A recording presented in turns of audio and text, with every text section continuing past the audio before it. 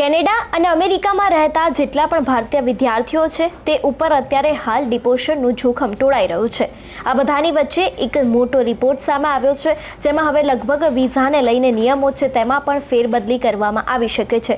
શું છે આ સમગ્ર વિષય અને હવે કયો નવો રિપોર્ટ સામે આવ્યો છે જેના કારણે વિદ્યાર્થીઓ પર જોખમ ટોળાયું છે તે દરેક વાત કરીશું આ વિડીયોમાં। નમસ્કાર, હું હંસિની અને તમે જોઈ રહ્યા છો નિર્ભય ન્યૂઝ।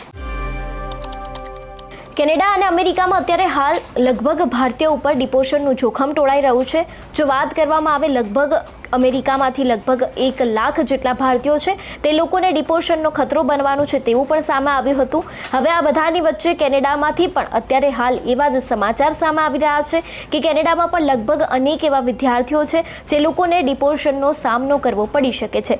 જો વાત કરવામાં આવે વિઝાના નિયમોની તો અત્યાર સુધી અમેરિકામાં જે પ્રમાણે આપણે ગઈકાલે વાત કરી હતી કે H1B વિઝાને લઈને અત્યારે હાલ ટ્રમ્પનું જે વલણ છે તે થોડું ઘણું બદલાયું છે, કારણ કે જ્યારથી ઇલોન મસ્કનું નિવેદન સામે આવ્યું હતું તે બાદ ટ્રમ્પ દ્વારા તે વિઝાને લઈને સમર્થન આપવામાં આવ્યું હતું, પરંતુ હવે વિઝાને લઈને જે ફેરફાર થયા છે તેની અસર લગભગ ભારતીયો ઉપર થઈ શકે છે અને અમેરિકામાં કદાચ ડિપોર્શનને લઈને જે વલણ કરવામાં આવ્યું હતું તેમાં કદાચ કોઈ ફેરફાર થઈ શકે છે તેવું લાગી રહ્યું છે। હવે આ બધાની વચ્ચે જો વાત કરવામાં આવે કેનેડાની, તો કેનેડામાં પણ ડિપોર્શનનો ખતરો ભારતીય વિદ્યાર્થીઓ ઉપર એક તલવાર બનીને ઊભો હોય એવું લાગી રહ્યું છે, કારણ કે અત્યારે હાલ વિદ્યાર્થીઓ માટે આર યા તો પારની સ્થિતિ છે। ઘણા બધા એવા વિદ્યાર્થીઓ છે જે અત્યારે કેનેડામાં ફસાઈ ગયા છે, તે લોકોને જોબ નથી મળતી, તે લોકોને ત્યાં રહેવાના અને ખાવાના પણ ફાંફા છે। આ બધાની વચ્ચે હવે સવાલ ત્યાં એ જ ઊભો થાય છે કે અત્યારે હાલ ગુજરાતીઓની અમેરિકા અને કેનેડામાં પરિસ્થિતિ કેવી છે।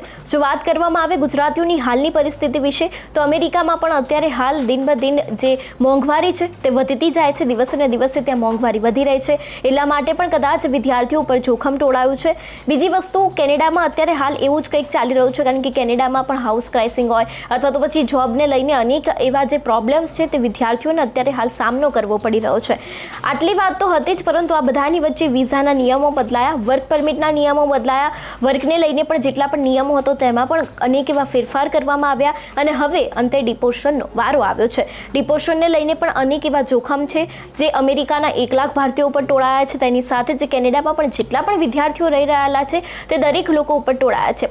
સવાલ દરેકના મનમાં એક એ જ હતો કે અચાનક જ શા માટે વિદેશમાં અત્યારે હાલ ડિપોર્શન લગાવવામાં આવી રહ્યું છે। જો વાત કરવામાં આવે તેના વિશે, તો અત્યારે હાલ જેટલી પણ પરિસ્થિતિ ચાલી રહી છે તેમાં વિદ્યાર્થીઓનો ત્યાં દિવસે ને દિવસે વધારો જોવા મળી રહ્યો છે, વિદ્યાર્થીઓમાં ઘટાડાને બદલે।